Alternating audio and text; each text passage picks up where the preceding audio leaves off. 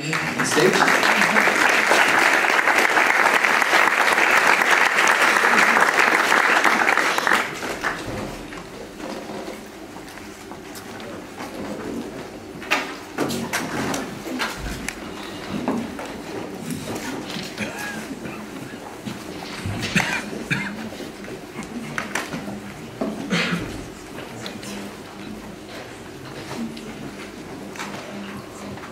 It's great to have you here. Thank you. Great to be here.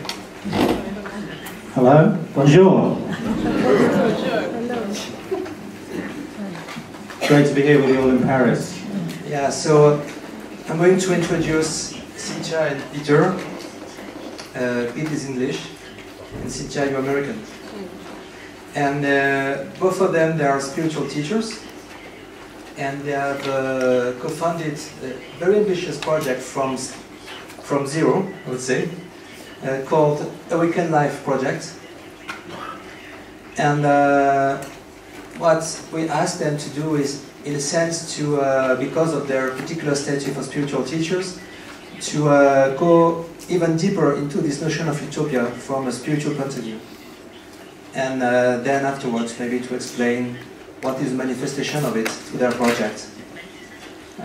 So, Pete, do you want to start? Sure. Well, bonjour, everyone. I think I'm going to stand up.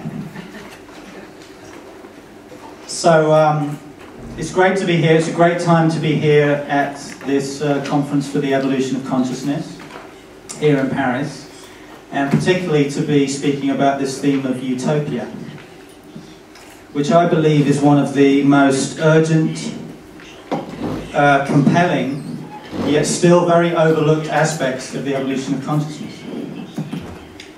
So I thought I'd begin today by asking you a simple yet profound philosophical question to take us into a shared exploration into what is the source of utopia.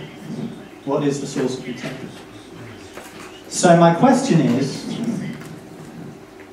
the ultimate purpose of the evolution of consciousness, l'évolution de la conscience, is the ultimate purpose of the evolution of consciousness to draw our attention to that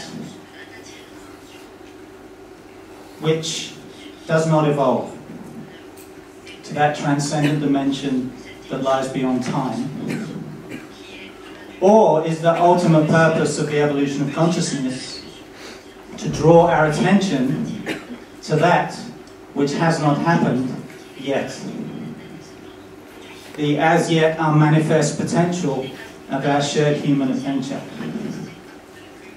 So let's have a show of hands. So we're talking about the ultimate purpose of the evolution of consciousness. Is the ultimate purpose of the evolution of consciousness, as many great mystics and even contemporary teachers still say, is the ultimate purpose for us to discover and draw our attention to that which does not evolve, the timeless, pure, transcendent dimension of being? How many would say that's the ultimate purpose? Okay, so we have a few hands there. And how many would say that, as important as that is, the ultimate purpose is to draw our attention to that which has not happened yet? Okay, good. The vast majority. So that's very good to see. That's very inspiring. So obviously, in terms of Cynthia and I and everything we've given our lives to, we have no doubt, based on our own deep spiritual experience and also the unfolding adventure of manifesting a utopian experiment, that the ultimate purpose of consciousness, of us being here, is to create the future now. But that said, the source of utopia, the ultimate source, does call us back to the beginning, to before the beginning. So Eric shared with us just for 2 minutes at the beginning today a short meditation. I actually found it very powerful. I thought we all went quite deep for 2 minutes. Now imagine if that's all that we did today, if we all went on a meditation retreat today, and we just let go of everything, as Eric said. Every thought, every emotion, every movement, every object that arose in consciousness, we just let it come, we let it go, we let it come, we let it go. Imagine if we did that for a weekend together, or a whole week, or a whole month, or 6 months. It's very extraordinary, it's very profound. And it is an essential part of the journey of the evolution of consciousness. Because before consciousness can evolve as us, as human beings, we do need to discover that who we fundamentally are is consciousness. Is consciousness. It's not this separate psychological self. Of course, that's a fundamental part of all of us as human beings. But if we want to awaken to who we are as consciousness, we need to find a way to experience for ourselves and realize that that's not really who we are. That's a relative dimension of who we are, but that's not the deepest dimension of who we are. And so this is why, of course, all the traditional mystical paths have really been about taking us back to the source, taking us back to the beginning. Letting go of everything, as Eric said, letting go of our attachment to this relative sense of self, so that we discover this transcendent, always already free dimension of who we really are. Always already free, here and now. But that's only one pole of the mystery, the spiritual mystery of who we are. It's been the pole that's been emphasized traditionally, and I think in previous times when things weren't changing quite so fast as they are today. If we imagine living in the time of the Buddha, for example, things weren't changing very much, very fast. And I imagine, as difficult and challenging as life is today, I think life was a lot tougher back then.